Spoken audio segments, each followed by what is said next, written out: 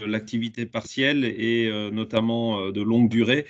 Je ne m'étendrai pas sur le sujet. Je passerai directement la parole à Monsieur Biot et également Madame Jubin et Madame Curial et Madame Marcoux, que je remercie de leur rapport aujourd'hui, ce matin, pour les entreprises. D'un point de vue technique, je vous demanderai ce que je vais faire également, à chacun d'entre vous de couper votre micro et de couper la caméra pour faciliter un maximum le passage des informations sur la bande passante, parce qu'on s'est rendu compte que le matin, l'utilisation des outils, il y a parfois un peu de soucis sur le réseau. Voilà, Monsieur Biot, je pense que c'est vous qui allez prendre le relais. Je vous cède la parole. Merci encore d'être présent à nos côtés et merci aux différentes et différents intervenants pour votre participation et je vous souhaite une bonne réunion. À tout à l'heure. Merci.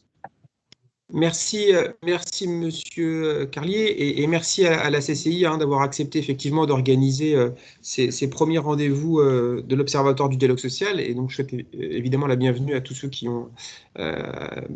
participent à ce webinaire. En propos introductifs, dire qu'en fait, effectivement, cette rencontre est proposée par l'Observatoire d'analyse et d'appui au dialogue social et à la négociation d'Indre-et-Loire. Cet observatoire est composé d'organisations employeurs et d'organisations syndicales. Donc nous avons le MEDEF qui en a sur la présidence, l'ACPME,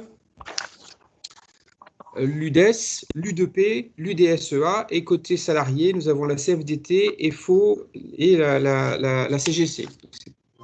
C'est un observatoire paritaire. Son objectif, c'est de favoriser et d'encourager le dialogue social et la négociation collective, notamment dans les entreprises de moins de 50 salariés, avec 3 missions principales. Donc, faire un bilan et observer un petit peu le dialogue social dans le département. Possibilité de le saisir par les OS et les OP dans le cadre de difficultés rencontrées sur la négociation collective et apporter son concours et son expertise sur le domaine du dialogue social et du droit social. Et on est précisément dans cette 3e mission où on vous propose en effet un rendez-vous autour d'un sujet d'actualité à la fois sur le volet dialogue social et aussi sur le volet droit social. À travers l'activité partielle et l'activité partielle de longue durée. On constate tous effectivement une amélioration très nette de la crise sanitaire avec un redémarrage important de l'économie, ce qui pousse l'État à adapter ses dispositifs dans l'accompagnement des entreprises avec une situation qui reste très contrastée avec certaines entreprises et certains secteurs qui repartent en flèche et d'autres qui ont plus de difficultés avec une reprise qui est attendue dans quelques mois.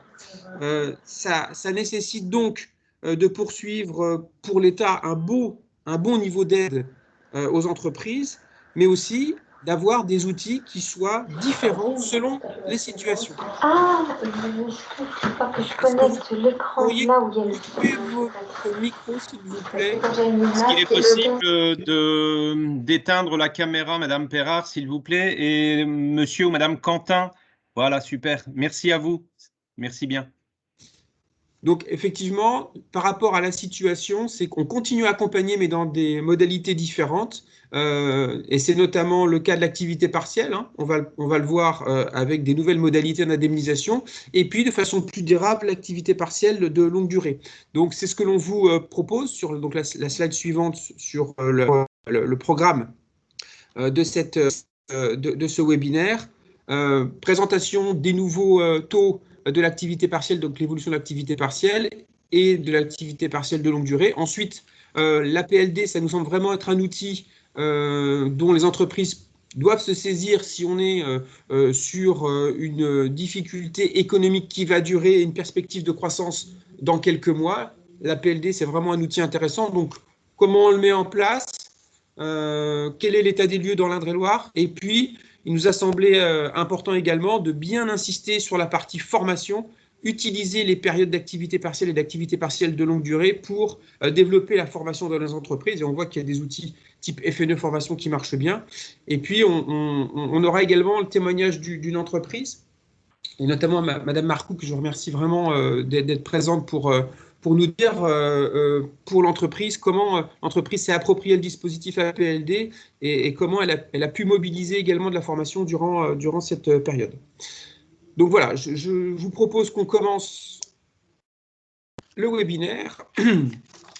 Quelques chiffres très rapidement au niveau pour montrer la mobilisation assez exceptionnelle du dispositif activité partielle depuis le début de la crise. Au niveau région centre, il y a plus de 306 millions d'heures qui ont été demandées en prévisionnel. Et donc à la date du 1er juin, depuis le début de la crise, nous étions en heures réellement indemnisées, plus de 76 millions d'heures réellement indemnisées.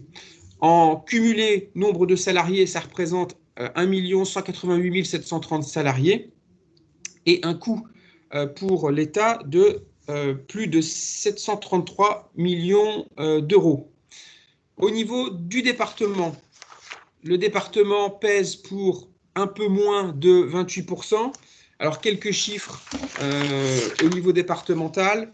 En aide prévisionnelle, donc on a eu plus de 23 000 demandes d'activité partielle qui ont été validées, ce qui représente un prévisionnel de 82,6 millions d'heures pour notre département.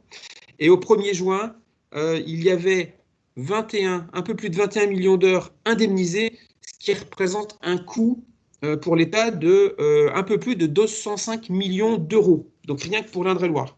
Sur les secteurs les plus concernés, sans surprise, l'hébergement-restauration par rapport aux fermetures administratives avec 48,6 millions d'euros. Ensuite, le commerce, 37,4 millions d'euros. L'industrie, un niveau quand même assez important, 28 millions d'euros. Et puis la construction avec 19,5 millions d'euros.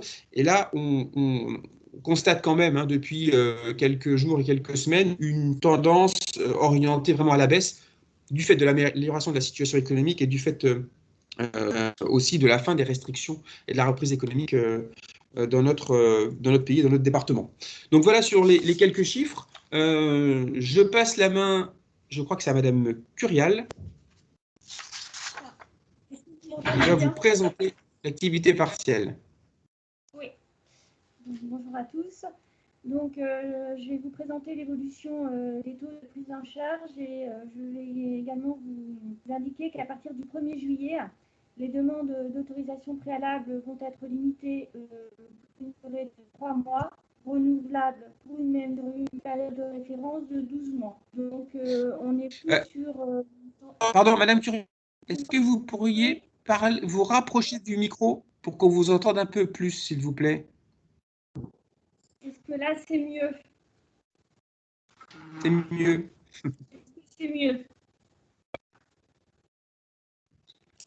Là, c'est un peu mieux, effectivement. Si vous pouvez vous rapprocher. J'ai forcé ma voix. Oui, donc je disais qu'à partir du 1er juillet, les demandes d'activité partielle seront limitées à 3 mois, renouvelables une fois pour une même durée, sur une période de référence de 12 mois. Par rapport à cette évolution, depuis le mois de juin, on commence à rentrer sur une dégressivité des taux de prise en charge, puisque pour les secteurs non protégés, depuis le 1er juin, l'allocation employeur s'établit à hauteur de 52%, pour passer au mois de juillet, au 1er juillet, à 36%, qui représentera un reste à charge pour l'entreprise de 40%. Ça, c'est pour les secteurs non protégés. Pour les secteurs protégés, cette dégressivité est également appelée à s'appliquer, mais avec un mois de décalage. C'est-à-dire qu'en juin 2021, on reste sur une allocation employeur à 70%. En juillet, on passe sur une allocation employeur à 60%. En août, on passe à 52% pour aboutir au 1er septembre à une allocation employeur de 36%. Et l'indemnisation salariée, elle, à compter du mois de septembre, sera de 60%.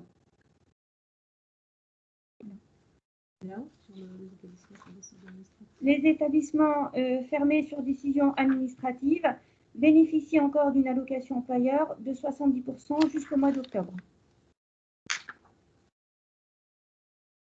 Donc, je reprends la main après Madame Curial, donc pour indiquer que les entreprises pouvant bénéficier du dispositif APLD sont des entreprises qui subissent une baisse alors durable de l'activité, hein, non pas conjoncturelle qui correspond elle à l'activité, à l'indemnisation d'activité partielle, mais une baisse d'activité prolongée, durable. L'APLD est ouverte à toutes les entreprises qui sont présentes sur le territoire national, implantées sur le territoire, et sans critères de taille ou bien de secteur d'activité, puisque la logique, en fait, c'est qu'elle bénéficie à toutes les entreprises en situation de poursuivre leur activité à terme après le redressement de la situation, grâce à l'APLD. Alors, concernant les taux d'indemnisation, contrairement à l'activité partielle, dont les taux, on vient de vous le dire, baissent effectivement à partir de ce mois de juin et de manière dégressive, l'activité partielle de longue durée sera maintenue, enfin, l'indemnisation du salarié en activité partielle de longue durée sera maintenue à 70% pour le salarié, en considérant qu'il y a un plancher de 8 hausses de prise en charge. Alors, concernant l'allocation employeur, de combien lui sera-t-il aidé pour les secteurs non protégés? Jusqu'au 30 juin 2021, on reste à 70% de prise en charge. Pour les secteurs non protégés, 60% de prise en charge. Et concernant les secteurs protégés, en fait, ce sont eux qui vont connaître une baisse à partir du 1er juillet. Donc, on reste sur un maintien de taux, 60% secteur non protégé. Secteur protégé, on pourra vous préciser de quoi il s'agit, 70% jusqu'à fin juin. Et en juillet, la dégressivité commence. Les établissements fermés, sous fermeture administrative, sont maintenus à 70%. Et par contre, ils verront leur taux baisser à partir de novembre, selon l'évolution de la situation sanitaire, bien entendu. Voilà, pour ce qui concerne l'indemnisation de la PLD. Alors, la finalité attendue concernant la mise en place de l'activité partielle de longue durée, c'est de permettre à l'entreprise, effectivement, pour faire face à ces difficultés, de réduire son horaire de travail dans la limite de 40% de l'horaire légal par salarié. Cette réduction d'activité s'apprécie sur la durée totale de l'accord qui peut donc s'appliquer pour une durée maximale de 24 mois. Selon certaines situations et surtout selon certains secteurs d'activité, la réduction de l'horaire légal de travail peut aller jusqu'à 50%. Mais ça, c'est nos services qui l'apprécient au regard des éléments que nous produisent les entreprises. Donc, comme je vous le disais, cette réduction s'évalue sur la durée totale d'utilisation du dispositif. Ça permet que les heures non travaillées soient donc modulables selon les fluctuations de l'activité de l'entreprise. Ça signifie également que dans des situations de très forte baisse d'activité, l'entreprise est autorisée à suspendre totalement son activité pendant un certain temps, sous réserve que sur les mois suivants, elle puisse retrouver de l'activité et qu'en moyenne, sur la durée de l'accord, la réduction de l'horaire de travail ne dépasse pas 40%. Donc, le bénéfice de la PLD est accordé pour une période de 6 mois, dans la limite de 24 mois, sur une période de référence de 3 années consécutives.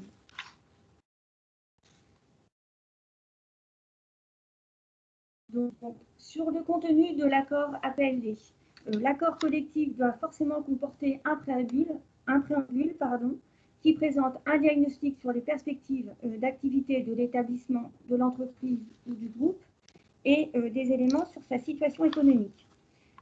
Outre ce diagnostic, l'accord doit obligatoirement indiquer la date de début et la durée d'application du dispositif, les activités et les salariés auxquels s'applique le dispositif, la réduction maximale de l'horaire de travail en deçà de la durée légale, donc il ne peut pas être supérieur à 40% sauf situation dérogatoire, des engagements en matière d'emploi et de formation professionnelle, et également l'accord doit préciser les modalités d'information des organisations syndicales signataires de l'accord et des instances représentatives du personnel sur la mise en œuvre de l'accord. Pour revenir sur le diagnostic sur la situation économique, ce diagnostic peut retracer utilement les difficultés rencontrées au niveau de la branche, les pertes de chiffre d'affaires des entreprises relevant du même secteur, les difficultés de trésorerie, les baisses de commandes, les éventuelles menaces pesant sur l'emploi. Il peut également, ce diagnostic, s'appuyer sur des études économiques menées au sein de la branche dans le cadre d'un diagnostic partagé avec les partenaires sociaux. Il est surtout important de présenter au sein de l'accord des indicateurs qui soient objectivables dans le préambule, notamment à travers l'évolution du chiffre d'affaires, la rentabilité, les perspectives, etc. Les engagements en matière d'emploi. Donc, c'est à l'accord collectif ou au document unilatéral de les indiquer. À défaut de précision dans l'accord, l'engagement porte sur l'intégralité des emplois du groupe, de l'établissement ou de l'entreprise. Donc là, il y a un enjeu important et il faut vraiment se poser la question de savoir sur quel périmètre on veut que l'engagement de l'emploi porte, sachant qu'en tout état de cause, il devra porter à minima sur la totalité des effectifs placés en activité partielle de longue durée, indépendamment évidemment des situations de démission, de départ à la retraite et de rupture conventionnelle individuelle qui ne sont pas assimilées juridiquement à des licenciements pour motif économique.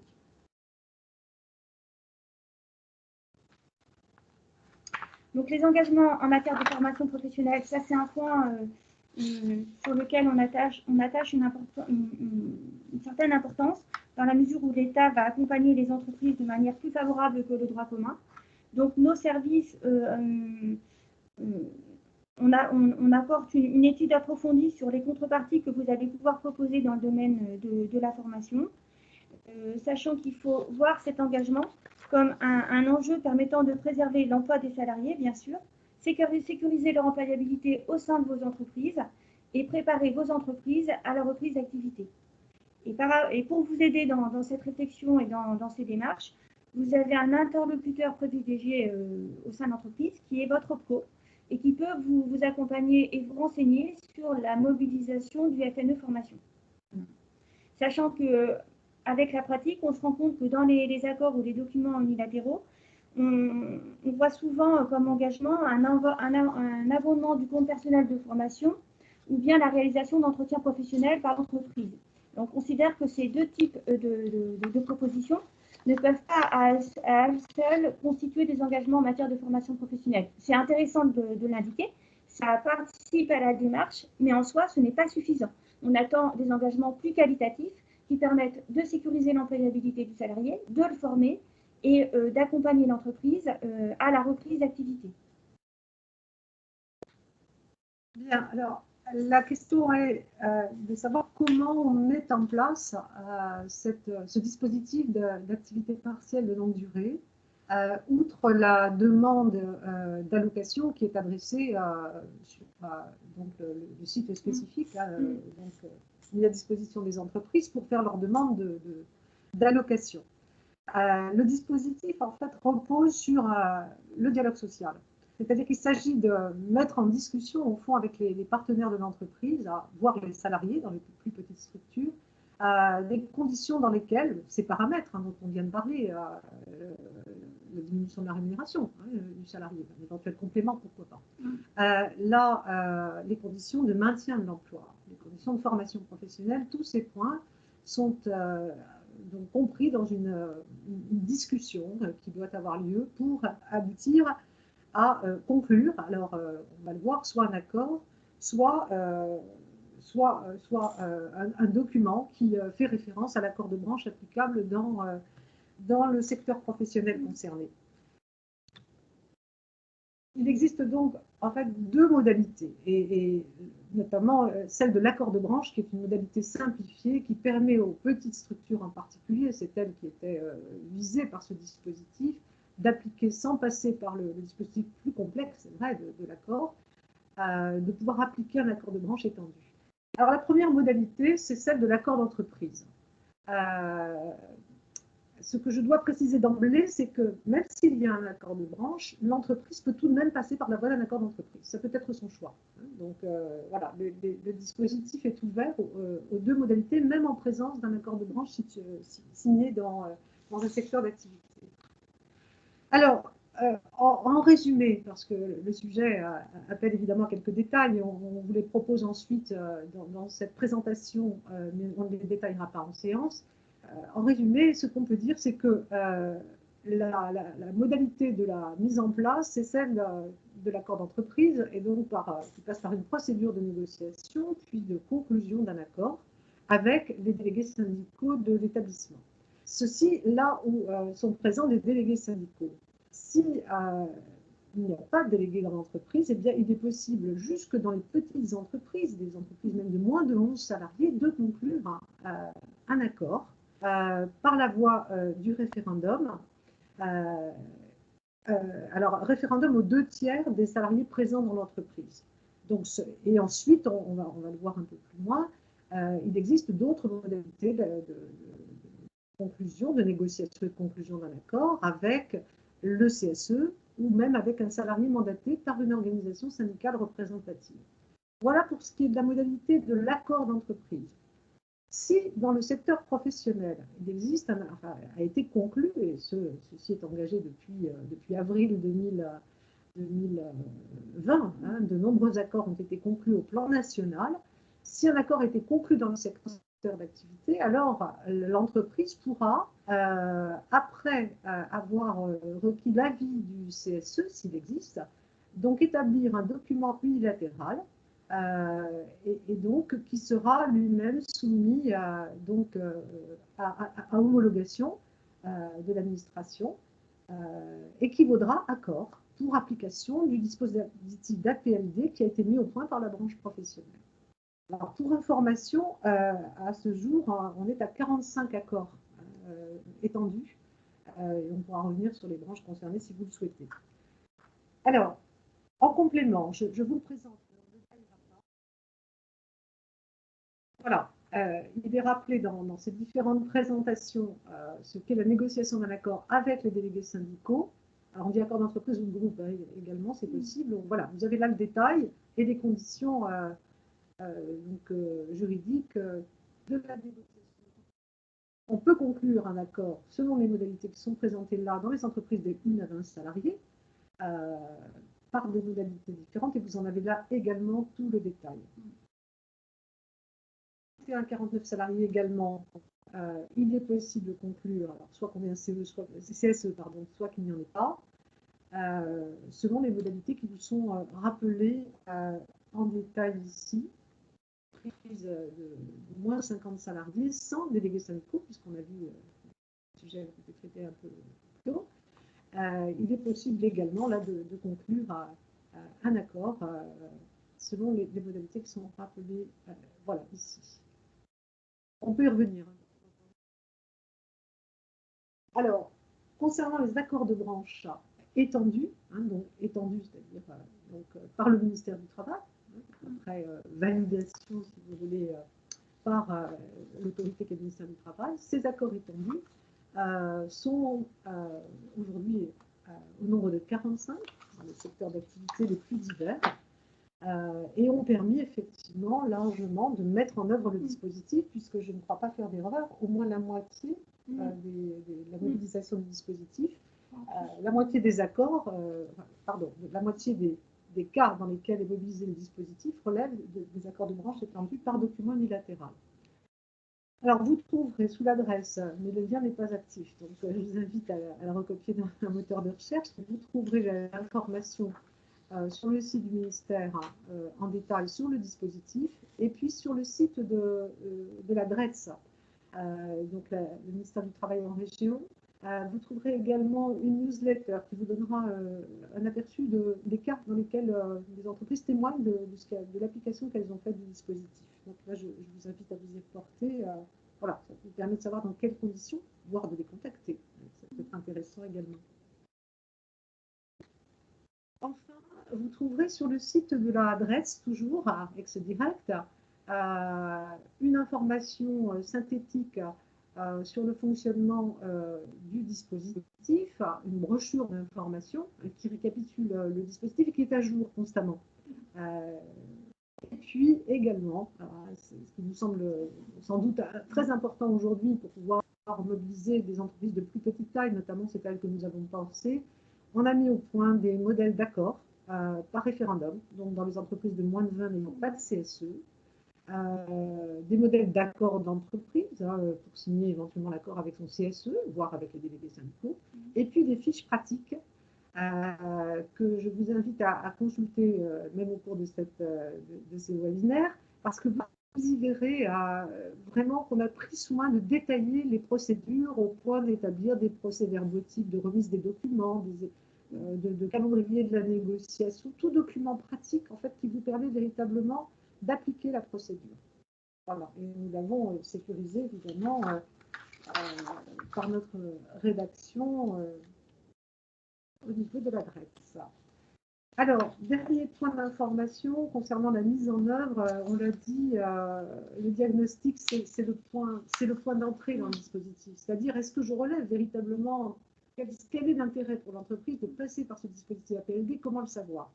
Eh bien, c'est ce diagnostic de la situation de l'entreprise, pas seulement comptable, économique, mais également sociale, qui va vous permettre de savoir si le dispositif est adapté à la situation. Et pour cela, l'ARACT, qui est l'Association régionale d'amélioration des conditions de travail, organisme paritaire employeur, représentant employeurs et salariés, propose un dispositif d'appui, d'intervention en fait, d'un consultant qui vous permettra d'être accompagné dans la démarche de mise en œuvre de la PLD. Donc c'est ce qu'on appelle l'objectif reprise. Il est applicable là pour l'instant jusqu'au 31 décembre 2021.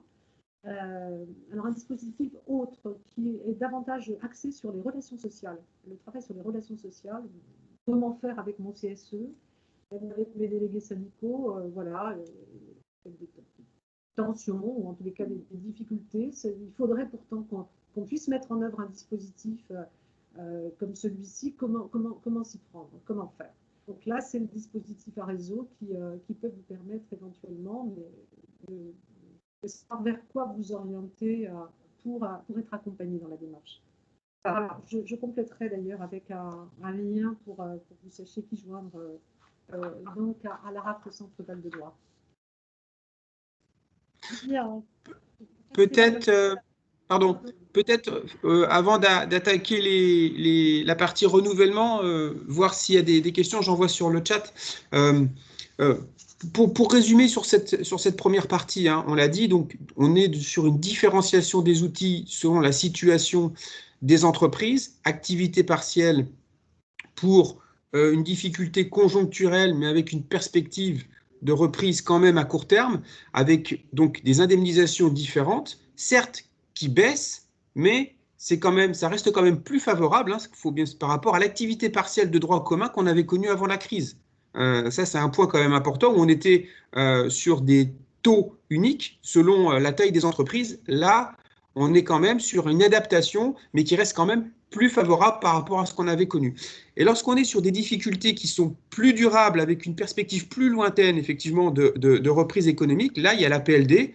Et ce qu'il faut retenir, c'est qu'effectivement, accompagnement jusqu'à 24 mois, une indemnisation plus forte, mais par contre, un peu plus de demandes en termes de contrepartie liée à la formation ou de maintien dans l'emploi dans les conditions qui vous ont été présentées. Alors, il y a une question des participants. Bonjour, la limite de 40% d'APLD est-elle appréciée sur la durée de 6 mois ou de 24 mois? 4 mois. C'est sur la durée totale du dispositif. Sur la durée totale du dispositif. Ce seuil s'apprécie sur les 24 mois. Si l'entreprise dit 24 mois. Si c'est 12 mois, c'est 12 mois.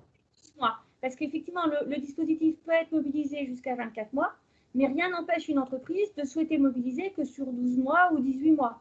Rien ne l'interdit. Mais pour le coup, il faudra avoir à l'esprit que cette réduction des 40% va s'apprécier sur la durée retenue par l'entreprise pour mettre en place son accord. Et donc, du coup, effectivement, alors, est-ce qu'il y a d'autres questions? Souhait de prise de parole à ce stade avant qu'on regarde comment nous on traite et qu'est-ce qu'on attend lorsqu'il y a des demandes de renouvellement, Oui, bonjour. Vous m'entendez? C'est Stéphane Bon de l'Opcomobilité. Vous m'entendez? Oui, très bien. Oui, bonjour. Et voilà, je vous salue de vive voix et merci beaucoup. Excusez-moi encore pour mon petit retard avec mes problèmes de connexion. Voilà. Juste, en région Centre-Val de Loire, l'Opcomobilité, hein, nous raisonnons là sur 2 régions, Pays de la Loire, Centre-Val de Loire. Alors, nous n'avons été très, très, très peu sollicités par les entreprises du commerce et de la réparation automobile. On couvre les entreprises du commerce et de la réparation automobile, donc cycle, motocycle, auto-école, concession, garage, etc. hein, donc plus de 5000 entreprises en région Centre-Val de Loire. De la même manière en Pays de la Loire.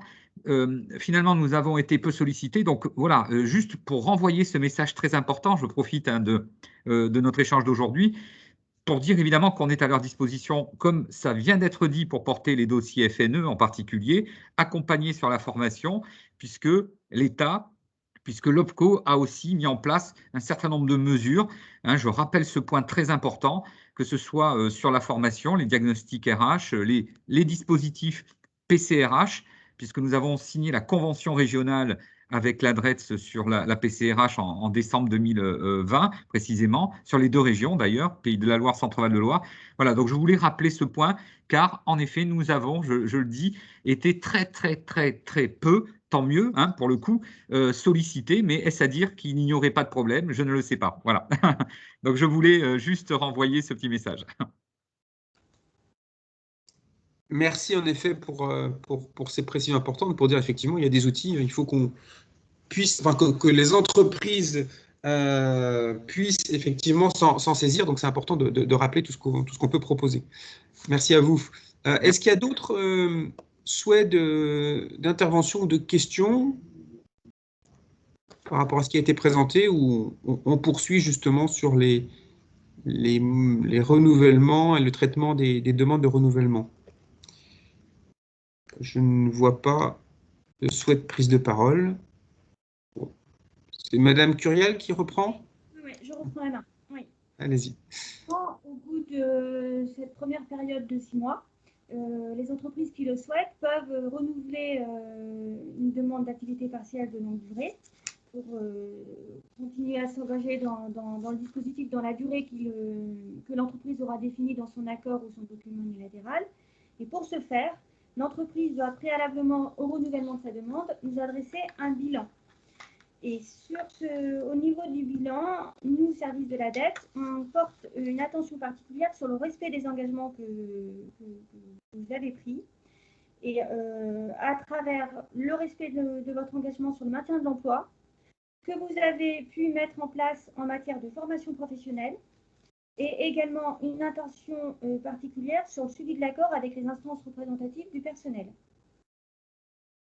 Il faudra également nous joindre une actualisation du diagnostic sur la situation économique de votre entreprise et vos perspectives d'activité. Ça, c'est très important pour qu'on ait, nous, une vision de votre activité à venir sur les 6 prochains mois. Ce qui nous permet également quand même d'assurer une veille, une instruction particulière, notamment sur ce pourcentage de réduction d'activité dans la limite de 40%.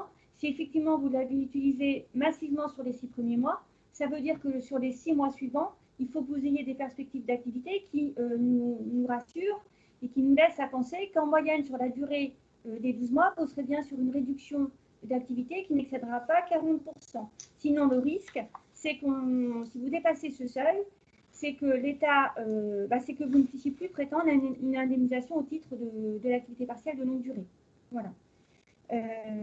Par ailleurs, pour qu'il y ait une certaine continuité dans la prise en charge du dispositif APLD, on vous invite à déposer votre renouvellement au moins 15 jours avant la fin de la première période en cas d'accord, et au moins 21 jours avant l'échéance de la première période en cas de document unilatéral.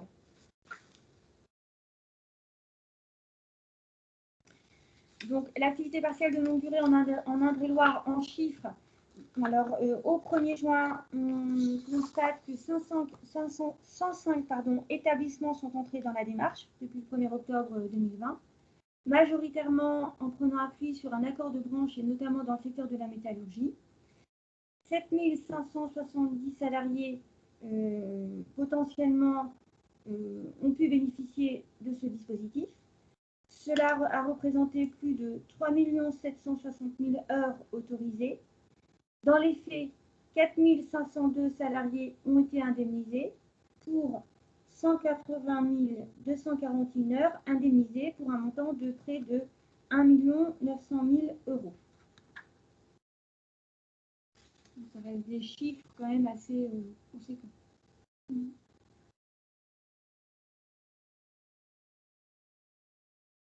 Bien, on poursuit sur, à moins qu'il y ait des questions sur cet aspect. Sur la partie renouvellement, si vous avez des questionnements. Oui, Oui, bonjour, bonjour. j'ai une question. Ah, excusez-moi, allez-y. Non, non, je vous en prie. Voilà, par rapport au délai préalable d'instruction, je me retrouve dans un cas un petit peu particulier. J'ai une autorisation de 6 mois qui m'a été accordée jusqu'au 31 août. Notre entreprise est fermée les 3 premières semaines d'août, fermeture d'été.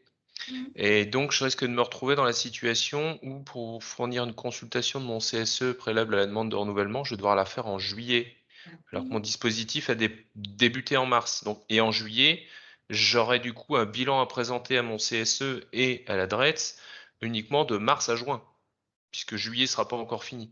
Est-ce que ça peut poser une difficulté? Et de même manière, les perspectives que j'aurai, je les aurai vues de juillet, alors que finalement mon dispositif est encore valable jusque fin août, et je vais essayer de me projeter sur la fin de l'année, mais du coup il y a 2 mois qui sont carottés, si je puis dire, sur l'analyse de l'utilisation du dispositif. Est-ce que c'est une difficulté ou pas?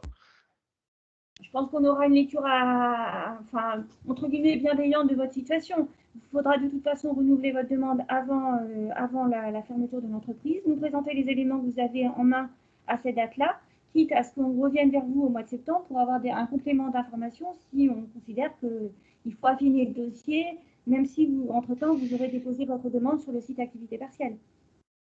Ok, très bien. À moins que M. Merci. Pillot ait une autre lecture ou d'autres attentes par rapport à votre situation. Non, non, c'est effectivement, on s'adapte à la situation de l'entreprise. On comprend qu'effectivement sur le mois d'août, bah, c'est compliqué.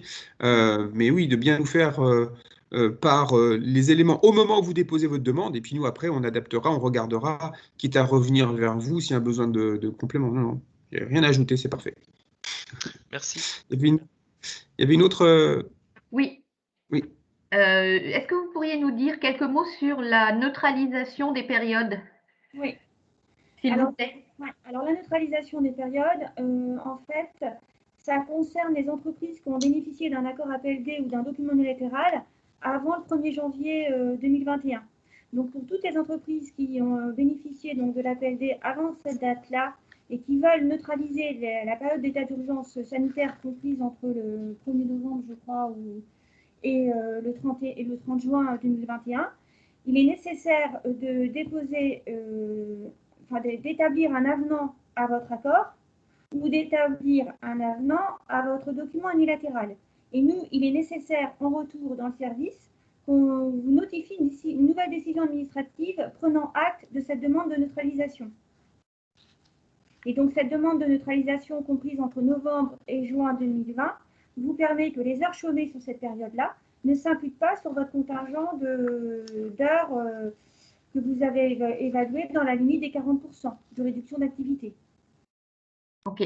Et pour les entreprises qui ont fait leur accord ou leur décision unilatérale après, c'est automatique. Elles n'ont rien à faire. Il n'y a pas besoin de demander la neutralisation de manière formelle, comme c'est le cas pour les autres entreprises qui ont bénéficié d'une décision administrative avant.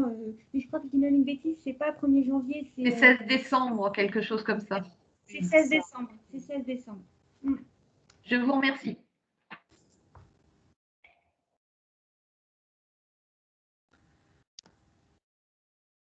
Bien, on a fait le tour des questions. On peut poursuivre, si vous en êtes d'accord. Bien, alors, le FNE formation.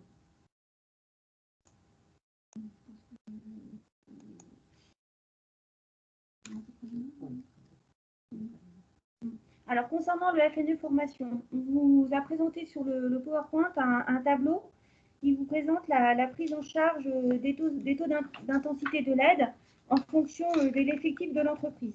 Ce qu'il faut savoir, c'est que pour les petites entreprises dont l'effectif est inférieur à 300 salariés, dans le cadre de l'activité partielle de longue durée, la prise en charge est intégrale. Par contre, on ne voit pas le tableau. Voilà, parfait, merci. 100% des coûts pédagogiques, en fait. Et l'ouverture au FNE, enfin, la mise en place du FNE formation a été rendue possible également aux entreprises en difficulté, au sens de l'article L1233-3 du Code du travail qui renvoie à la notion de difficulté économique et de licenciement économique. À noter également qu'il est possible, dans le cadre du FNE formation, d'envisager une mixité du public accompagné pour les entreprises qui bénéficient de l'activité partielle de droit commun ou de l'activité partielle de longue durée. Et donc là, effectivement, tous les salariés d'entreprise sont éligibles à la FNE, que l'entreprise soit en activité partielle ou pas. Les actions de formation doivent prendre la forme d'un parcours structuré pour le salarié qui ne peut se dérouler sur plus de 12 mois. Et on a mis une référence financière, à savoir, mais c'est à titre indicatif, c'est pas à prendre comme un plafond, mais on a mis en place donc un barème, un plafond à hauteur de 6 000 € par an et par salarié formé. Mais c'est vraiment à titre indicatif, c'est un repère par rapport au coût d'un parcours et ça n'est pas à prendre comme un plafond en fait. Après, de toute façon, c'est votre interlocuteur qui fera point sur vous et qui portera un avis également sur le coût de la formation.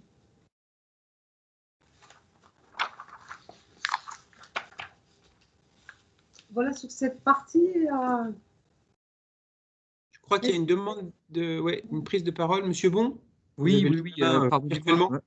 Oui, merci. Madame Jubin, juste, vous venez de dire que sur la prise en charge au niveau FNE formation pour les entreprises dont l'effectif est inférieur à 300 salariés, on est bien d'accord, c'est les coûts pédagogiques, hein, c'est ça. Il n'y a pas les salaires. Hein. Non, pas les salaires. Ben non, de toute façon, les salaires, les salariés seront indemnisés au titre de l'activité partielle et l'employeur, lui, pendant ce parcours de formation, percevra une allocation d'activité partielle versée par l'État pour compenser justement pour compenser les salaires. Donc effectivement, la prise en charge est uniquement sur les coûts pédagogiques. Et pas non plus les frais annexes, on est bien d'accord. Hein. Oui. Les frais annexes, c'est-à-dire les frais de déplacement pour la formation, les frais éventuellement d'hôtel, etc. C'est bien ça, hein, il n'y a pas non plus les frais annexes. Alors ça, les frais annexes, faut que je vérifie auprès de mon échelon régional. C'est vrai que ce n'est pas moi qui pilote le FNE formation, c'est piloté au niveau de la région. D'accord. Je pourrais poser cette question-là à mon interlocutrice si vous le souhaitez pour vous apporter cette confirmation. D'accord, ok. D'accord. Mais c'est pas, je dirais que ce n'est pas un élément anodin à prendre en compte dans la mesure où ça peut quand même pour le salarié générer des coûts importants. Oui. Donc voilà. L'organisme de formation n'est pas forcément à côté de chez soi, donc ça peut nécessiter des déplacements, des nuits d'hôtel, des frais de repas, etc. Ça, c'est un point, on reviendra vers vous pour vous donner la confirmation. Merci beaucoup, merci beaucoup.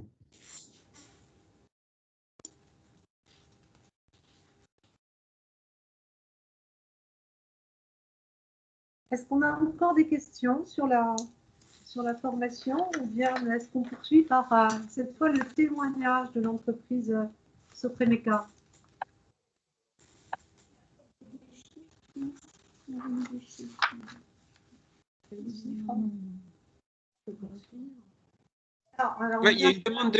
y a une demande de prise de parole, Monsieur Cadar. Oui, excusez-moi, je vais revenir sur la partie demande de renouvellement par rapport à. Donc, il est clair que la PLD, on doit être vigilant sur avoir une répartition équitable de l'activité partielle par service, par activité au sein de l'entreprise. Et qu'il n'y a pas d'individualisation possible comme c'était le cas avec l'AP. Est-ce que dans les demandes de renouvellement, il y a une demande de suivi individuel de ces éléments-là? Parce qu'on peut très bien avoir des situations, et moi ça fait partie de mon accord, on décide de fermer l'établissement à certaines dates, et j'ai des salariés qui décident de prendre des congés plutôt que de prendre du chômage. Et donc forcément, au sein d'un même service, j'ai des gens qui ont pris des congés, d'autres qui ont pris du chômage, donc ils n'ont pas le même nombre de chômage. Donc moi, je suis individuellement les justifications, etc. Je peux avoir d'autres cas particuliers, mais je voulais savoir si vous aviez besoin d'un reporting individuel à ce niveau-là, ou est-ce qu'on se le garde par devers nous en cas de contrôle? Il faut garder, oui, faut garder tous ces éléments si jamais ils vous étaient demandés pour objectiver la situation et pouvoir justifier que l'individualisation, finalement, elle est intervenue, mais pas de votre fait, mais du fait que selon certains souhaits de salariés, certains ont été placés en congé et d'autres n'ont pas pu l'être par rapport à leurs droits acquis au titre des congés. Mais à un moment donné, s'il y a une sous-charge dans un service et qu'il reste des congés à prendre, moi, il me semblerait plus logique de faire solder les congés plutôt que de faire porter la baisse d'activité sur l'activité partielle. Après, tout dépend de la configuration de votre activité et de la configuration de vos services et des compétences dont vous avez besoin au moment présent dans l'entreprise. D'accord, mais donc nous, on garde un suivi de notre côté en cas de demande de votre part, mais on n'a pas à vous le fournir de manière spontanée lors de la demande de renouvellement. Moi, je demanderai quand même lors du renouvellement, je demande un état du nombre d'heures chômées sur la période par service, au moins par service. D'accord, par service, ok.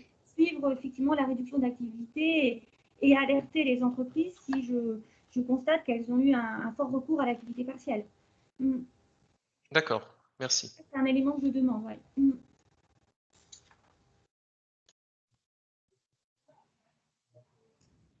Quelques chiffres pour illustrer un peu le FNE formation dans notre département. Donc, sur l'année 2020, 3824 salariés qui étaient accompagnés, un peu plus de 46 600 heures engagées, dont 11 800 réalisées. Et on est sur un coût de 1 990 000 euros engagés et un peu moins de 700 000 euros de payés. Sur l'année 2021, c'est la slide suivante, on est à 314, j'ai vu rapidement. Ah, elle ne veut pas venir la 2021. C'est celle d'après. Voilà, merci. 314 salariés accompagnés, 6 539 heures de formation engagées et un peu moins de 340 000 euros engagés. Donc voilà, pour illustrer un petit peu le FNE formation dans le département. Alors, on passe effectivement au témoignage de Madame Marcoux. Bonjour à tous. Voilà, donc je suis responsable des ressources humaines de groupe ARM sur les entreprises en France. Donc, ce premier cas d'écoltage qui est situé à Amboise est une des entreprises du groupe. C'est une petite entreprise puisqu'elle ne compte que 16 salariés. Le site est dépourvu de CSE puisqu'on a un PV de carence lors des dernières élections. Pour autant, donc, on travaille dans le secteur de la métallurgie. On fait de l'usinage de précision et particulièrement du décolletage sur le site d'Amboise. On a été très impacté par la crise puisque 95% de notre activité évolue dans le secteur de l'aéronautique civile. Donc, on a perdu un chiffre d'affaires de 50% sur 2020 par rapport à 2019 et toutes les perspectives, les pronostics sont qu'on ne retrouvera pas notre chiffre d'affaires 2019 avant 2024. Donc, nous, on s'inscrit vraiment dans une crise durable et le dispositif de la PLD est vraiment très adapté à notre situation économique parce qu'on sait on espère tous que l'activité aéronautique va reprendre. Les perspectives d'Airbus on pensait à cela. Donc, on a souhaité ne pas perdre nos emplois cœur de métier, ce qui est les métiers techniques au niveau de l'usinage et des services techniques méthodes, on va dire. Donc, ce dispositif-là était très adapté pour s'adapter à notre baisse de volume, tout en maintenant l'emploi pour être prêt à repartir et profiter de cette baisse d'activité pour effectivement se pencher sur la formation et le renforcement des compétences de nos salariés. Donc, juste pour préciser, dans le groupe, on a profité finalement de l'accord de branche de la métallurgie qui, je crois, a été un des premiers secteurs à mettre en place un accord le 30 juillet. Et donc, sur le site de ce premier cas d'écoltage à Amboise, c'est un document unilatéral qui a mis en place ce dispositif. Donc, on a commencé dès le 1er octobre pour une période de départ de 6 mois jusqu'au 31 mars. Et puis, on a refait une nouvelle demande à partir du 1er avril jusqu'au 31 mars 2022 avec une autorisation pour l'instant sur une nouvelle période de 6 mois jusqu'au 30 septembre 2021. On avait demandé, on est allé même jusqu'à la dérogation pour avoir 50% de volume au cas où, parce que comme on a connu pendant la crise des périodes à moins 70, on préférait se protéger. Bon, pour l'instant, on est beaucoup en dessous de ce qu'on a demandé au niveau de recours aux heures. Mais ça nous permet d'être garanti au cas de coup dur à nouveau. Pour l'instant, notre chiffre d'affaires remonte petit à petit. On est toujours à moins 30%, moins 30, moins 35% par rapport à l'année 2019, mais ce qui est déjà mieux que moins 50%. Donc évidemment, les résultats sont très négatifs au niveau du groupe. Pour autant, donc on a fait sur le site de ce premier cas d'écoltage un plan de formation. Donc il y a 16 salariés, comme je vous ai dit. On fait en sorte que l'ensemble des postes soit comment dire, bénéficie d'un parcours de formation. Donc, on a sollicité notre OPCO. Donc, moi, ma conseillère OPCO, c'est plutôt sur Chartres, parce que mon bureau est basé dans l'Eure-et-Loire. Hein. J'ai plusieurs sites, et notamment des plus gros sites sur l'Eure-et-Loire. Et donc, on a fait des dossiers, que ce soit pour l'atelier en production, pour le renforcement des compétences sur nos outils de production qui évoluent, qui est la commande numérique. Alors on est dans un secteur où effectivement nos grands donneurs d'ordre ont été aussi très impactés par cette crise et forcément réduisent un petit peu leur panel de sous-traitants et sont de plus en plus exigeants en termes notamment de productivité. Donc, il faut constamment qu'on s'adapte à leurs exigences en renforçant notre capacité de programmer des machines à commande numérique de manière plus stable, on va dire, plus pérenne. Et puis, on a un outil de contrôle tridimensionnel, donc le service qualité aussi a bénéficié de renforcement de leurs compétences. On a le service supply chain aussi qui va en profiter. Donc, on a fait des dossiers auprès de l'OPCO en justifiant en fait le parcours de formation qu'on avait choisi, en expliquant, en faisant le parallèle avec notre situation économique et justifier nos choix. Voilà, c'était assez bien adapté à notre besoin, puisqu'effectivement, comme vous l'avez expliqué, 100% des coûts pédagogiques sont pris en charge et pendant ces formations, les salariés sont mis en activité partielle, donc il faut leur accord aussi, mais de toute façon, pendant ces périodes-là, on communique énormément parce que les gens sont quand même inquiets. Nous, ils savent très bien que cette crise est durable. Et finalement, le dispositif de la PLD, ils ont bien compris, on a fait quand même pas mal de réunions sur différents sites, que c'est un dispositif qui leur garantit leur emploi. Donc, voilà, certes, ils ont perdu au niveau de leur rémunération, mais ils savent que tant que l'entreprise peut bénéficier de ce dispositif, ça leur permet de maintenir leur emploi et de voir qu'on est dans une période de reconstruction et qu'on ne parle pas de licenciement économique sur leur poste. Voilà. Donc, et la formation, ce temps libre finalement qui nous est qu'on subit au niveau de certains postes, liés au fait que l'activité a bien baissé, nous permet de profiter de ce temps libre pour renforcer, développer toutes ces compétences et prendre le temps d'améliorer tout ce qui est à faire sans impact sur la trésorerie, ce qui est très important puisque évidemment les problèmes de trésorerie ont été un sujet majeur pendant cette crise. Donc là, on n'a pas avancé les fonds et donc c'est très appréciable.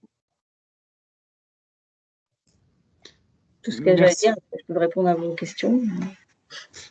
Merci beaucoup, Madame Marco. Ce qui est intéressant dans votre témoignage, c'est effectivement un outil qui est parfaitement adapté à votre situation, l'aéronautique, où effectivement ça commence à reprendre, mais on sait bien que pour retrouver le niveau d'activité de 2019, c'est pas pour tout de suite. Ce qui est intéressant aussi, ce que je retiens de votre témoignage, c'est une petite entreprise, elle peut le mettre en place via aussi l'accord de branche. C'est l'importance du dialogue social dans l'entreprise pour effectivement bien expliquer les enjeux. Et puis, le fait d'avoir mobilisé la formation, pour vous, ça vous permet de voir comment vous pouvez vous adapter aux exigences de vos clients et de l'évolution des évolutions technologiques. Mais ça permet aussi aux salariés de dire, voilà, on s'inscrit dans la durée et on utilise cette période pour vous former pour que demain, effectivement, on soit encore plus performant. Donc, c'est un gage aussi, au-delà de l'engagement dans l'emploi, c'est de dire, en plus, là, on utilise sa période pour que ça dure encore plus après et qu'on puisse être encore plus compétitif. Donc, merci effectivement pour cet éclairage. Alors, je ne sais pas si ça suscite des questions de la part des participants.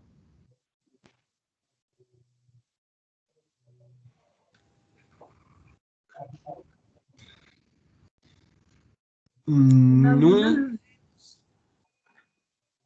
Pardon? J'ai entendu un... J'ai les initiales CS. Est-ce que cette personne veut manifester, prendre la parole? Sinon, moi c'est Stéphane Bon, juste pour partager quand même un point important.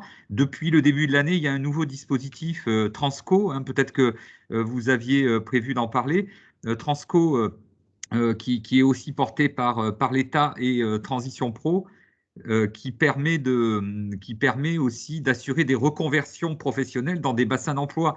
Donc voilà, nous, on a été partie prenante de ce dispositif. Il n'est pas encore connu, il n'est pas encore complètement, je dirais, étendu, mais peut-être que ça pourra faire l'objet d'un autre échange dans le cadre des prochaines semaines. Oui, merci. Effectivement, vous faites bien d'en parler. C'est un outil supplémentaire où on est effectivement pas encore dans le traitement à chaud de difficultés économiques, où là, c'est pas adapté lorsque l'entreprise met en place un PSE, etc. Mais pour des entreprises qui sont sur de l'APLD, et pour des salariés qui se posent la question de pouvoir avoir une reconversion sans passer par la case Pôle emploi, c'est effectivement tout le dispositif qui est en train de se mettre en place depuis le début de l'année et qui mérite en effet d'être qui mérite d'être connu parce que ça permet en effet, via des moyens de financement aussi, sur les formations de reconversion, de permettre à des salariés de se reposer la question de leur réinsertion dans d'autres secteurs d'activité pour lequel il y a un avenir un peu plus important.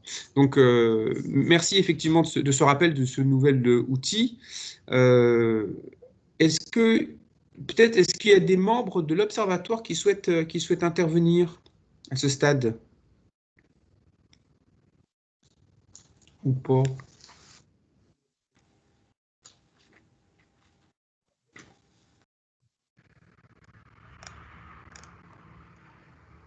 Non. Est-ce que... Ah. Madame Perrard, peut-être? Oui. En tant que présidente? Non, je pense que tout ce que vous avez expliqué était clair et permet donc aux participants de se remettre un peu l'esprit dans ces dispositifs qui, effectivement, à partir du 1er juillet, vont changer. Et surtout de pouvoir éventuellement, c'est la question du renouvellement qui se pose aujourd'hui et de savoir ce que vous attendez lorsque les entreprises doivent faire leur bilan de renouvellement, quoi. Oui, donc ça, effectivement, ça a été rappelé hein, par Madame Curial. Ce qu'on regarde, c'est ce qui s'est passé, la situation au moment où vous faites la demande de renouvellement, et puis ce diagnostic qui permet de justifier que il y a encore un besoin, et ce qui va nous permettre d'avoir d'analyser la situation de chaque entreprise et de dire, voilà, on poursuit en regardant aussi, même si on regarde la réduction sur la totalité de la durée, on regarde où on en est à chaque fois qu'il y a des périodes de renouvellement de 6 mois. Alors, on a été amené effectivement enfin, je parle sous le contrôle de Madame Curial, hein, mais de temps en temps à demander des compléments sur le diagnostic parce qu'il n'était pas forcément complet. Est-ce qu'il y a peut-être d'autres points, Madame Curial, points de vigilance sur le traitement des renouvellements?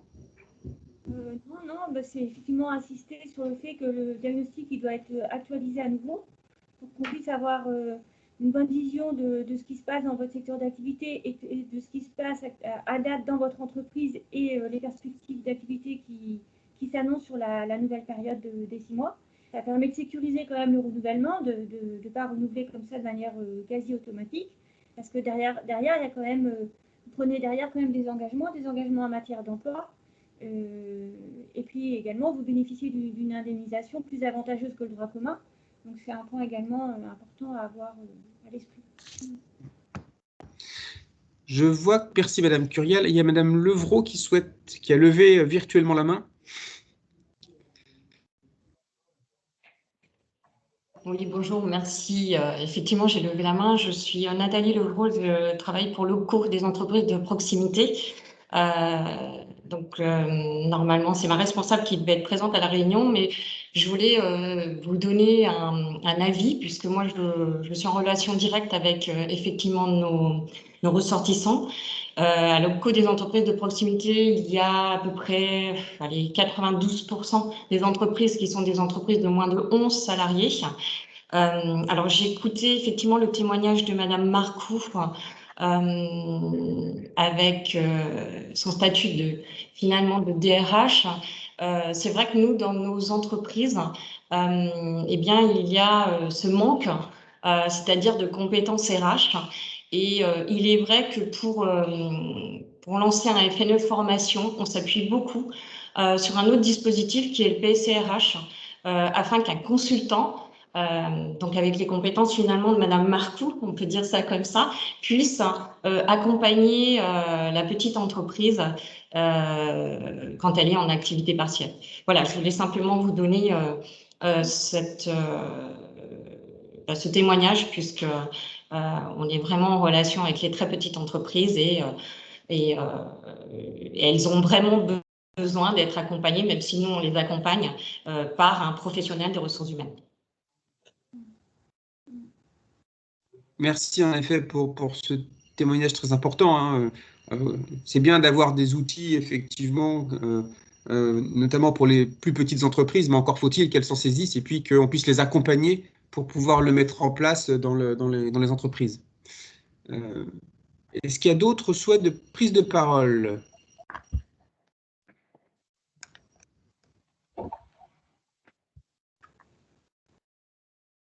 Non, bah écoutez, on a un tout petit peu débordé, mais finalement pas tant que ça. Un grand merci à d'abord la CCI, à Monsieur Carlier et son équipe, hein, vraiment pour l'organisation de ce webinaire, pour votre disponibilité. Un grand merci à Madame Marcoux pour votre témoignage. Merci à vous. Merci à Mesdames Jubin et Curial pour vos présentations très claires. Et merci en tout cas à tous les participants d'avoir pris de votre temps pour justement assister à ce webinaire, ce premier rendez-vous de l'Observatoire. Alors l'idée, c'est que on puisse faire des rendez-vous comme ça sur des sujets d'actualité ou du dialogue social avec les membres de l'Observatoire. Si on fait trois fois par an, 3-4 fois par an, ce serait plutôt bien pour justement régulièrement qu'on ait cet échange avec vous sur des sujets qui pour nous sont des sujets importants. Monsieur Carlier, est-ce que vous voulez ajouter quelque chose? Non, tout simplement me joindre à vos remerciements et puis à la présence des entreprises, de nombreuses questions et je me suis rendu compte que finalement la technicité est dépassée par les informations que vous pouvez donner comme informations complémentaires, ce qui est rassurant dans la relation de l'entreprise avec les services publics et les services de l'État. Et donc, nous avons opéré notre mission de courroie de transmission entre les services de l'État et le terrain, et c'est une opération à renouveler parce que nous étions sur un sujet à la fois sensible, important pour la vie et la gestion des entreprises. Donc, pour tout cela, merci. Et puis, j'ai vu qu'il y avait des questions sur la demande de récupérer le PowerPoint. En fait, en accord avec vous, il sera transmis aux différents participants. Non, mais franchement, merci. Et puis, c'est là où l'ensemble des acteurs, représentants, etc., ont leur rôle à jouer. Et puis, on se dit qu'on fonctionne et c'est une très bonne chose. Et j'espère qu'on remettra ça sur d'autres sujets en collaboration avec la direction départementale et régionale. Merci encore.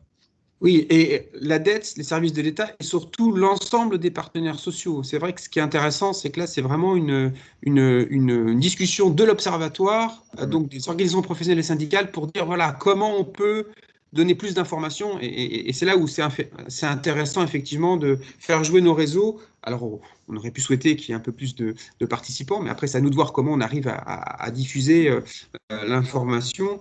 Mais voilà, l'idée, c'est d'avoir une vision partagée il y a beaucoup d'outils qui se mettent en place, heureusement, mais il faut vraiment qu'on aille au plus près des entreprises et au plus près des salariés et des représentants du personnel pour que chacun puisse s'approprier ces outils et les mettre à disposition dans les entreprises.